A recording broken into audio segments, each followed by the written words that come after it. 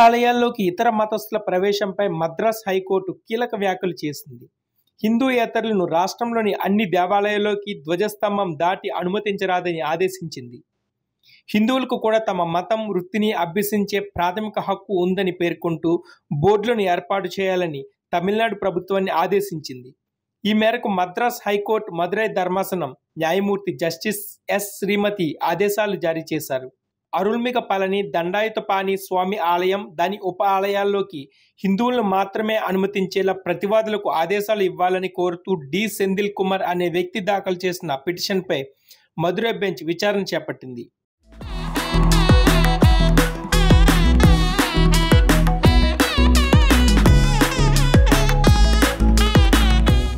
ఈ సందర్భంగా అన్య మతస్థుల ప్రవేశంపై అన్ని ఆలయాల ప్రవేశ ద్వారాల్లో డిస్ప్లే బోర్డులు ఏర్పాటు చేయాలని ఆదేశించింది. ఆలయ ప్రవేశ ద్వారం, ధ్వజస్తంభం, మందిరంలోని ప్రముఖ ప్రదేశాల్లో హిందూయేతరులను అనుమతించరు అనే బోర్డులను ఏర్పాటు చేయాలని హైకోర్టు ఆదేశించింది. ఈ పిటిషన్లో ప్రతివాదులుగా తమిళనాడు ప్రభుత్వం తరపున పర్యాటక, సాంస్కృతిక, దేవాదాయ శాఖ ప్రిన్సిపల్ కమిషనర్, పళని ఆలయ కార్యనిర్వాహక అధికారిని చేర్చింది.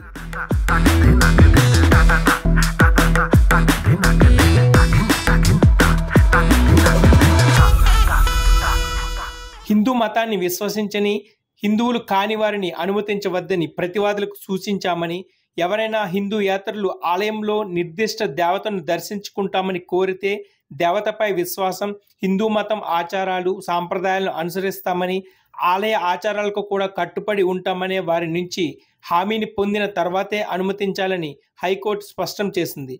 అటువంటి వ్యక్తులను అనుమతించినప్పుడల్లా ఆలయ రిజిస్టర్లో పేరు నమోదు చేయాలని పేర్కొంది.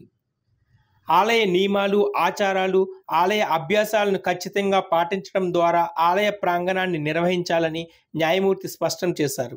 అయితే ఈ పిటిషన్ పళని దేవాలయానికి మాత్రమే దాఖలు చేయడంతో కోర్టు ఉత్తర్వులు దానికి మాత్రమే పరిమితం కావచ్చని ప్రతివాదులు చేసిన వాదనను న్యాయస్థానం తోసిపుచ్చింది. లేవనెత్తిన అంశం పెద్ద సమస్యని, ఇది అన్ని హిందూ దేవాలయాలకు వర్తించాలి కాబట్టే ప్రతివాదుల అభ్యర్థనను తిరస్కరిస్తున్నామని న్యాయమూర్తి స్పష్టం చేశారు. ఈ ఆంక్షలు వివిధ మతాల మధ్య మత సామరస్యాన్ని, సమాజంలో శాంతిని నిర్ధారిస్తాయని, అందువల్ల రాష్ట్ర ప్రభుత్వం, HR అండ్ CE విభాగం సహా ఆలయ నిర్వహణలో పాలు పంచుకున్న వ్యక్తులందరూ అన్ని హిందూ దేవాలయాలకు ఆదేశాలను అమలు చేయాలని మద్రాస్ హైకోర్టు స్పష్టం చేసింది.